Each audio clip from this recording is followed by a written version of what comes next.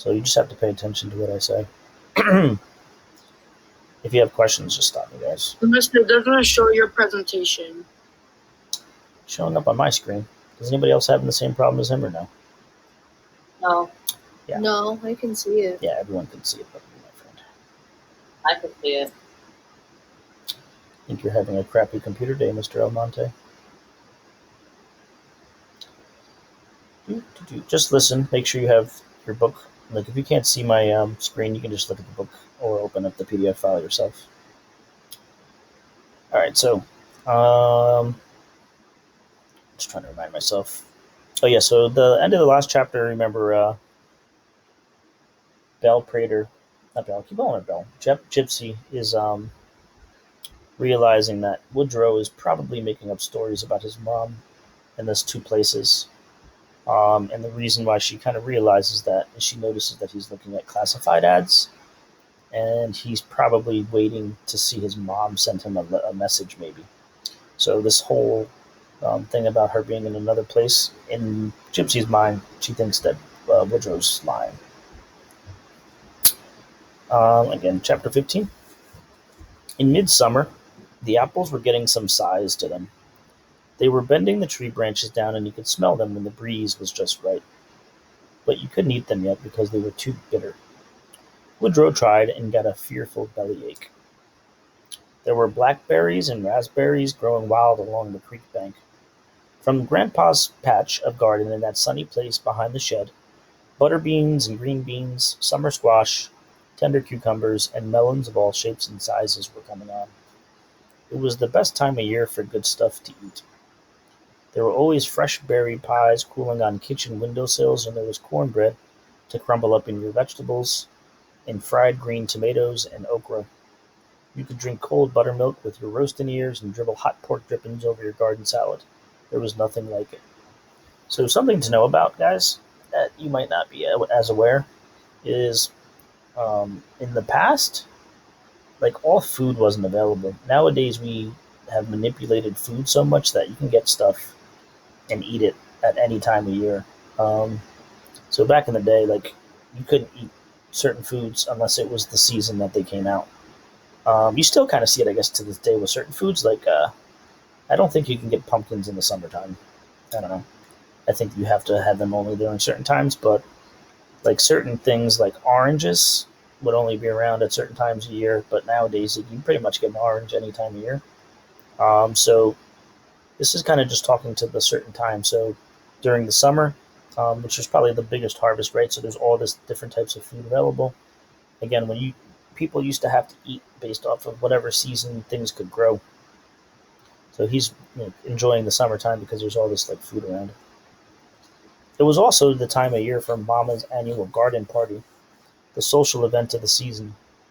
It was always written up as such in the Mountain Echo social section. In the past, I had dreaded it worse than a typhoid shot. But that summer of 1954 was different because Woodrow was there. So typhoid is another disease that used to be like common back in the day, like just a sickness. So again, that vaccine came out, and now people don't worry about getting typhoid. But back in the day, typhoid was like another pandemic.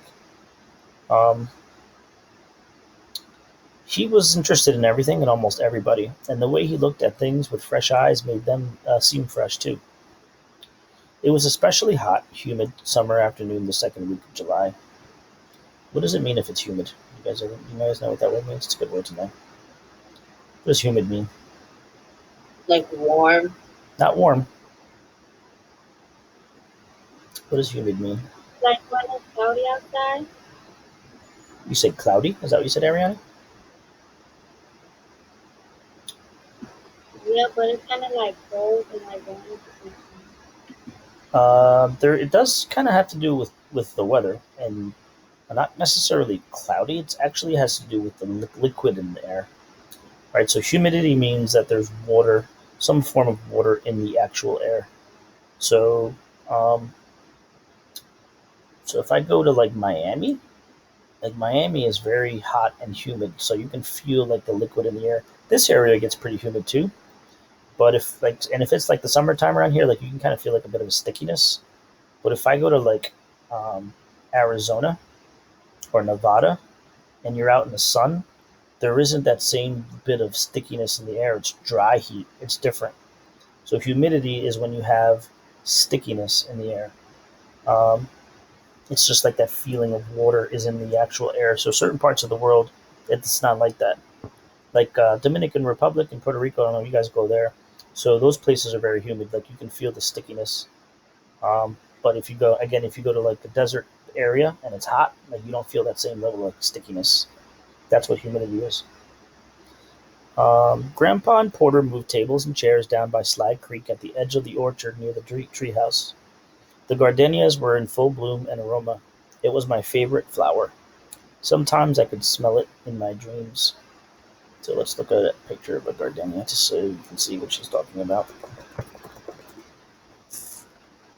This is her favorite flower, gardenias. Alright, so. Did I miss my spot? Yeah, I missed. I clicked on the wrong one. I'm confused. That's the problem with having so many screens open. Okay. It was mine and Woodrow's job to get all the names of the women there and make sure they were spelled right for the newspaper. We were also in charge of serving refreshments. Refreshments are like food and drink, which consisted of dainty sandwiches of exotic substances, mints, nuts, and Mama's special drink, which she named Peach Ice. It was made with vanilla ice cream, fresh peaches, and ginger ale. Mama had me wear a plain white sleeveless cotton dress with a real fancy ruffled red apron, red sandals, and red ribbons in my hair. Everybody oohed and awed over me. Woodrow was wearing a short-sleeved white shirt, black pants, a red bow tie, and he took his job very seriously. He wouldn't let anybody run out of anything. There were about 50 women there, counting Mama and Granny and the 5 18-year-old debutantes who were coming out that year.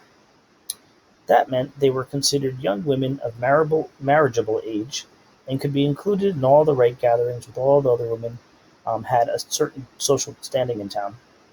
It was a tradition that went way back, all the way across the water to the old countries. So there's this whole idea of like debutante.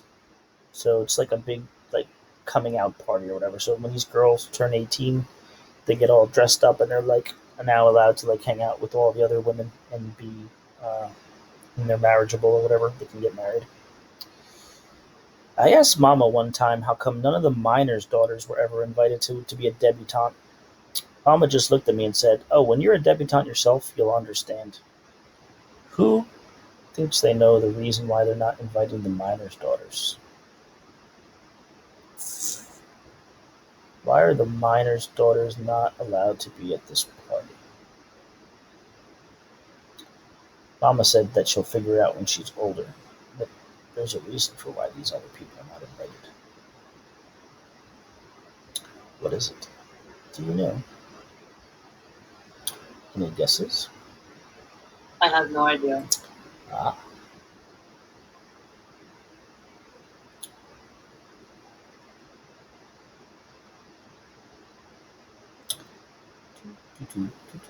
Alright, so this deals with classism. What is classism? Anybody have an idea? Like first class, Similar. middle class. Exactly, kind of like that, right? So basically, the miners are probably all very poor. So the only people who are at these debutante parties are people who are very wealthy, right? So there's a classism that exists. This isn't racism, though racism would obviously be would have existed at this time. Um, this is classism. So poor people were not allowed to be at these events. So the mom's not telling her kid outright that this is basically classism. So the rich people can go, the non-rich no, right? So if you're a minor, those people are poor. I figured I wouldn't be a debutante if I could help it, but to say that to Mama would be like saying I didn't want to live past the age of 18. Woodrow was immediately smitten with the debutantes, so I let him serve them. They were really pretty and smelled almost as good as the gardenias. They were all wearing sweet sundresses in pastel colors, with crinolines underneath, high heels, summer hats, and white gloves, which they very carefully removed before eating the delectables Woodrow spread before them. Do any of you girls know what a crinoline is? I know the boys definitely probably would not know. What's a crinoline? Most likely you girls have never worn one because they're old school style. So this is a crinoline.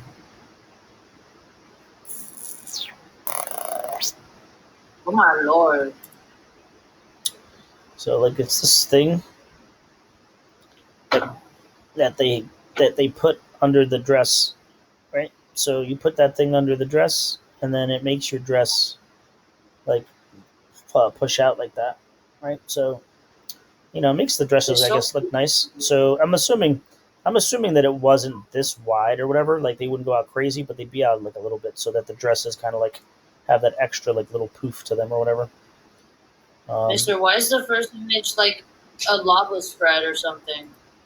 Um, it's just showing you how crazy wide The it is. second one. That's like Yeah. that's a silly dress, but you get the concept, right? So I don't know. the dress is What is that? Yeah, so it's the thing that they used to have the women wear that goes. I guess it's attached to their waist in some way, right? So it goes around your waist, and then it's just got like rings around it so that your dress doesn't lose its form. So all these girls are wearing those things. All right. You guys all know what pastels are, right? Pastels, yeah, good. Yeah, pastels are a certain type of color, kind of like it's like a dull neon. I guess is a good way to explain what pastels are. Like baby blue? Yeah, baby blue is an example of a Baby pastel. blue. It's almost like Pastel blue. yeah. So if it's almost if you take neon colors and then you just make them a little bit duller, that's what pastel colors are. All right. They were all wearing sweet. Okay, so they're wearing that high heels, summer hats, white gloves, which they very carefully removed before eating delectables. That's food. Woodrow spread before them. They fussed over Woodrow and called him darling and dearest and precious, which were not your routine coal station words. Woodrow soaked them up like sunshine. That's an example of what? Simile. That is a simile. Correct? Simile. Awesome. Mrs. Osborne, Buzz's mom, was a jolly wee woman who favored Mammy Yokum and Lil Abner, the way she jerked herself around like a puppet. Again, another simile. Intended to wrap her arms and legs around her own self. And the way she smoked cigarettes one after the other. Again, so cigarette smoking was not really taboo back then, right? So people smoked a lot. Buzz, her oldest boy, People didn't know the consequences. yeah, they had no idea. Well, they didn't know the consequences, and B, the cigarette industry was lying to people. They would be like, "Oh, you have a headache? Here's the perfect cure. Smoke a cigarette. It'll make you feel better," right? So they would just lie to you and stuff. And they would just, they'd have like advertisements. All doctors say that the best way to get through your day is a cigarette. You know what I mean? So they would just have like all kinds of crazy, stuff happening. It wasn't until much later that people realized, Well, that's sweet. yeah, it was killing. Hundreds of millions of people wound up dying from cigarettes because it can kill you. And they didn't know. Now they know. People avoid it. Buzz, her oldest boy, was her favorite topic of conversation. Whether anybody was listening or not made no difference to her. He had such a case of the scratchies a while back, she said at one point. I don't know if it was poison ivy or chiggers, or maybe even the itch. She never would let me see it. Again, we know why, right? Remember, he was sitting on that stump. Woodrow and I looked at each other with perfectly straight faces. Again, they don't want to give it away that they know why he has it. Mrs. Cooper, the principal's wife, who had grabbed Woodrow under the chin that first day of church, said, "It's no telling what a child might be picking going to school with those hillbillies." Now, remember, Mrs. Cooper was kind of like the nasty woman who was saying bad things about Woodrow and his mom. Yeah, that girl. Yeah. That girl. Yeah, and again, kind of Definitely. weird because she is the principal's wife for her to behave that way. She complimented me nearly to Bad death. girl Cooper. Yeah, she complimented me nearly to death, patting me on the head like I was a poodle. and called Woodrow Angel Face till I thought he would puke on her if she ever said it again. So again, she's acting differently now, right? She's being kind. But when Mama was far enough away, and seeing to the needs of her other guests, Mrs. Cooper leaned over casually and said to Woodrow, "What do you hear from your Mama, boy?" So again, here she goes again, being kind of nasty. Woodrow's face flushed, so again, he's upset by this. Mrs. Cooper would never have said a thing like that in front of my Mama, Love Ball Dotson, sister to Belle Prater and leader of Coal Station's social set. So again, this woman is purposely not doing this in front of Love. Nothing, Woodrow mumbled, and then he tried to move on. "And I doubt you ever will," she called after him. "She was an impulsive thing. Hard to tell what she's doing this time." Again, she's kind of being nasty. The debutantes, that's again, a debutante is a girl who's coming out as being 18, right? The debutantes who were standing nearby looked away and pretended they didn't hear or see. But they did, and Woodrow knew they did. I watched him walk towards Mamma's kitchen. "She called me a cow, you know," Mrs. Cooper said to me. "Who did?" I said. I was thinking to myself I would never insult a cow in that manner, but I didn't say such a thing. So um, her joke is kind of saying that this lady is worse than a cow and she doesn't want to offend cows. "Belle Ball," Mrs. Cooper went on. "She was in the ninth grade and I was her English teacher. She said it right in front of Mr. Cooper. That was before we were married. I'll never forget it. And I said to myself then, this girl will never amount to a hill of beans, and you see, I was right. So now we know why Mrs. Cooper behaves this way. Why?" Because Because Belle called her a cow Yeah, in exactly, right? ninth grade. yeah, Yes, yeah, exactly. So we see that, yeah, she was embarrassed by this girl when she was her teacher, and she did it in front of and Mr. now passing it on to Woodrow. Exactly, and she did it in front of Mr. Cooper, who is now her what? Husband. Yeah, husband, right? So Her she got embarrassed, so that's why she holds this against her. So that was it. As a young girl, Aunt Belle had embarrassed her in front of her boyfriend, and Mrs. Cooper had carried that anger with her all of these years. So now that it was a bitter acid, that's a metaphor, and she was spraying on Woodrow in retaliation. Woodrow came back shortly with a tray full of tall, frosted glasses of peach ice, and he resumed his duty as if nothing had happened. I saw him lean over and whisper to one of the pretty debutantes where she sat on a pink blanket. She giggled, and I was thinking, well, what do you know about that? Woodrow is learning to flirt. So remember, peach ice was ice cream, peaches, and ginger ale. Okay, that's what peach ice is. Then I got busy, real busy. Woodrow's flirting. What's that? Woodrow's flirting. Yeah, he's flirting. He's into these girls, and again, he's a young kid too, right? So he's like your age, so he's a young kid talking to these 18-year-old girls. Then I got busy, real busy. In fact, I couldn't keep up. Every time I surfaced for air, somebody needed something else.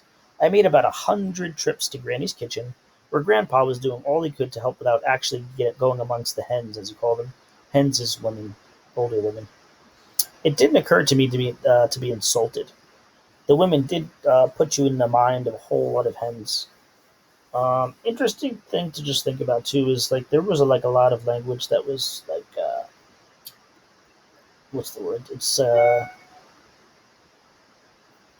guess like sexist, right? So the term hens is a word that they used to use to talk about old women.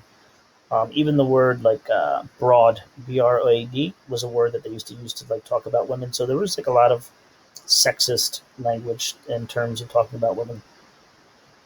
So hens was is a term to refer to women who are older. I noticed Woodrow was trotting pretty regular to Mama's kitchen, where the ice was stored in the freezer, and the peach ice filled up to the Frigidaire. Frigidaire is a type of refrigerator. It was so hot that everybody was drinking a lot of it, right? So they're all drinking this drink. I saw him offer Mrs. Cooper some and then whisper something to her. Mrs. Cooper clapped one hand over her mouth to stifle a sputter and reached for the glass with the other. So he's whispering something to her and she's covering her mouth laughing. One thing was sure, Woodrow would not be flirting with Mrs. Cooper. So what's going on? So he sees Woodrow like saying something to her and she's laughing. So he's just like, why is he doing that? And she doesn't understand. Why, obviously this lady's been nasty to him. Why, there is no reason to kind of do this. As I stood there puzzling over it, Granny whispered to me, Mr. Osborne is trying to eat and smoke and talk about Buzz all at the same time, and she's dribbling. Can you fetch her a napkin? So I got busy again. As the sun moved across the sky, the women clucked louder and got happier, especially Mrs. Cooper. Clucked is a onomatopoeia. Lie. Yep. She slipped into a fine mood, so now Mrs. Cooper is like being nice. She was laughing and complimenting people, talking about how much she liked first this one, then that one, which was not a bit like Mrs. Cooper to go on like that, right? So again, Mrs. Cooper is used to being just like nasty to everybody. Why, she was as pleasant as Mrs. Santa Claus. It's again another simile. But the thing that beat all the way was she and Woodrow buddied up. Again, that's really strange. Every time he would bring her a fresh glass of peach ice, she was really putting it away. That means she was drinking a lot of it. She would giggle like a girl. Again, another simile. She even started reminiscing out loud. Me and my sister Audrey, she's a nurse in Roanoke, used to wade up the creek on a hot day like this and gather tiger lilies. We had the best times. That sounds like fun, Mrs. Cooper, Woodrow said. I wish I could wade in the creek again, she went on wistfully. I wish you could too, Woodrow said sweetly, and then he patted her on the shoulder. In light of that conversation, I shouldn't have been surprised a little while later to hear Mrs. Cooper's voice down by the creek near the treehouse. But I was. Come on in, it's wonderful. I eased my way through the powdered and perfumed ladies on the creek bank, and there I saw Mrs. Cooper with her dress tail pulled up to her thighs. This was the same Mrs. Cooper who in the past lay awake nights thinking about ways to put a stop to folks' fun. So now again, this is very strange for a couple of reasons. The one thing is, this is supposed to be like a fancy party where people are like out showing off like these new 18-year-old girls who are, being a part of like the social set. And you have this woman who is used to being nasty to people. She's in the middle of like the lake, and she's like fooling around in the lake, like acting very strangely. Come on in, girls, don't be proud. And she giggled again, very strange. The other women stood on the bank like they're looking at her from the outside of the lake, uncertain, not knowing if they should be embarrassed for Mrs. Cooper or laugh, jump in with her, or what. Right? So some of these younger girls are like, should I go in there? You could almost hear the whirling in their very proper heads. There was nothing in the etiquette books about creek wading at an elegant party. Right? So these, like, no, this never happens. I'll declare, Gypsy, Granny whispered to me for the second time that day, if I didn't know better, I'd say she's drunk. Drunk, of course. The bottle of rum from our kitchen. That's why Woodrow kept running in there. He had gone and got Mrs. Cooper drunk. So Gypsy thinks that the Woodrow's been putting alcohol in Mrs. Cooper's drink. Oh no, Granny, I said in the most scandalized voice I could find. Mrs. Cooper doesn't drink. Suddenly one of the debutantes kicked off her white pumps, that's her shoes. What the heck, she said, as she gathered up her pretty dress tail and crinoline in a bunch and went splashing into the creek. I'm hot. Me too. It was Mrs. Osborne jumping in. Did he put rum in all of the peach ice? Then another debutante. Geronimo! So all of these women from the party are all jumping into this water. Mrs. Cooper was laughing so hard she suddenly lost her footing and went flying backwards into the water, wetting herself all over. The two debutantes, also laughing and splashing, went to her aid and in the process went down too. So all these women are falling into the water. And there they were. Somehow it didn't quite fit the picture of the event of the season that was usually referred to in the social column of the Mountain Echo. I looked around for Mama. She was standing back a piece from the other spectators, her pink polished fingernails resting lightly at her pretty white throat, totally dumbfounded. So again, her mom is like, can't believe what she's seeing, all these people behaving this way. Woodrow was standing a few feet away from me, watching the four women in the water and enjoying himself immensely, so Woodrow's laughing at it. I eased over to him. Woodrow, did you put rum in Mrs. Cooper's peach ice? No, Gypsy, he said calmly. I did not. Then how? Just an experiment. I wanted to try with the power of suggestion, he said, and his eyes lit up again. Well, what kind of experiment? I said. You see, there was no rum involved, no alcohol at all. What I did see I told Mrs. Cooper that her drink had a bit of rum in it. Her mind did the rest. I didn't figure on her going splashing around the creek like that. And Woodrow laughed out loud. So what was Woodrow saying to this lady the whole time? That there was rum in her drink, and then her mind was like, and since that was stuck in her head, she was like starting to act drunk, Exactly right. even So though this lady there thought, was no yeah, rum in it. exactly. So this lady has no idea that there's no alcohol in it, but she's behaving like she's drunk. What about the debutantes? That's the girls. So he's asking. She's asking if they put any alcohol in the little girls' drinks. And Mrs. Osborne, what did you do to them? Oh, them? Nothing. They're just hot and they're cooling off. Right. So he did nothing to the other people, but the other people started following once this lady started acting crazy. All right. So you guys are answering a couple of questions, which I will put open for you. Socrates.